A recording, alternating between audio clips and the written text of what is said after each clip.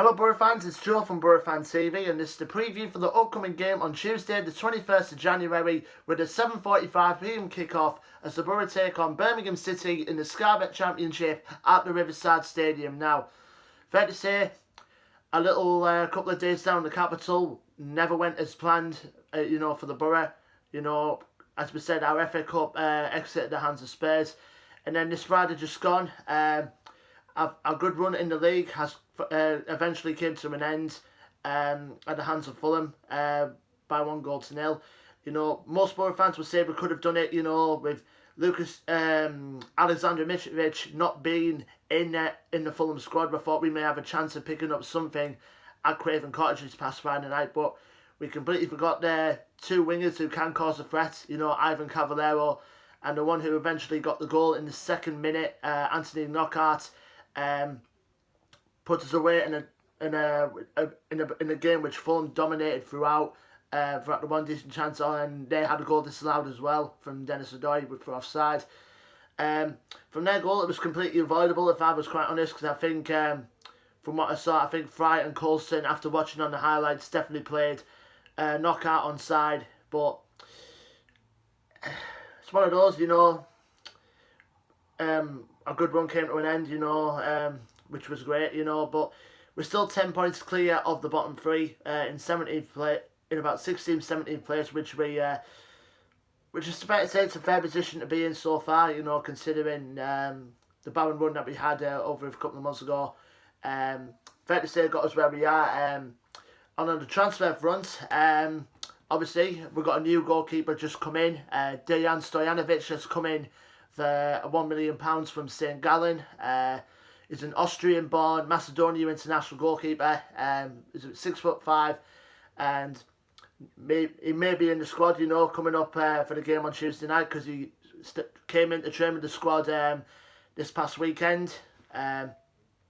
Probably it's going to be a toss-up between either Pez or Stojanovic, who gets the nod in goal from now until the end of the season.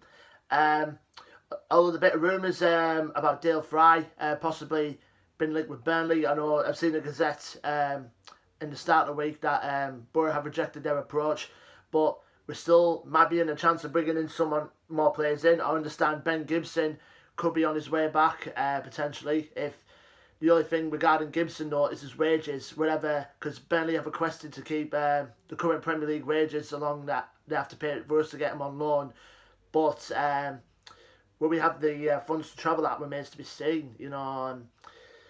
There's been all sorts of reports recently about us linking us with Lee Gregory from Stoke City as well to boost our striking options. But apart from that, that's all I know so far from the transfer front for the Boro. Our squad, still remains the same. Obviously, Shot and Friend and Dykesteel are still out, and it's just a question who goes in goal. Hopefully Ayala and Sommalonga could be back within the team very shortly. And also as well, whoever goes in goal between Stojanovic and Pez remains to be seen. Going on to our opponents now, Birmingham City. They're currently sit just below us in the table by a point, in the 70th position. And also their current record as it stands is played 28, won 9, drawn 8 and lost 13. They've been under a slow spell this season, Birmingham, under their interim head coach, Pep Clotet. Currently, this fixture was meant to be played on the 25th of January, but obviously Birmingham is still in the FA Cup and we aren't. So it had to be put back to this Tuesday. Birmingham, considering the low funds they have this season, they've got some good players from their ranks and up in their youth system as well. I've been highly impressed with the 16-year-old that they've got coming in, Jude Bellingham. I know he's been attracting a lot of interest from clubs in the top leagues, in the Premier League, etc. and around the area. He's a really, really good attacking player. And also, we can't forget about the former Boro player himself, Lucas Jukovic. He's been banging in goals for them as well recently. And the wingers, they've got, Jeremy Bella, Danny Cowley, Jacques Magoma, who can cause a threat on the wings. And also, the Garner brothers are there, Craig and Gary. And they've still got good players in their ranks too, Birmingham. they've shown throughout the years that they're no slouches, whichever league they're playing. But when we played them this season at the St Andrews Trillion Trophy Stadium, obviously they beat us 2-1. They went in front through Fran Villibala early in the first half, I recall. And then towards the end of the game, where it all just became right old game, didn't it? You know, Daniel Ayala equalised for us, which we thought we earned us a point from the game. But obviously, another one of their youth products, Odin Bailey, came up with the winner to set up Pep Clotet's side for the win. The question is, though, Boro fans, can we bounce back from obviously the fatigue week of playing 3 games in the week we're having?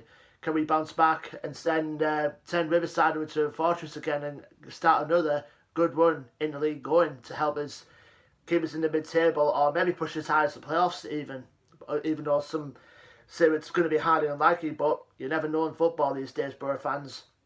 So let us know your thoughts going into the game in the comment section below, and as well as your predictions. And don't forget our social media links are down below for Facebook, Twitter and Instagram.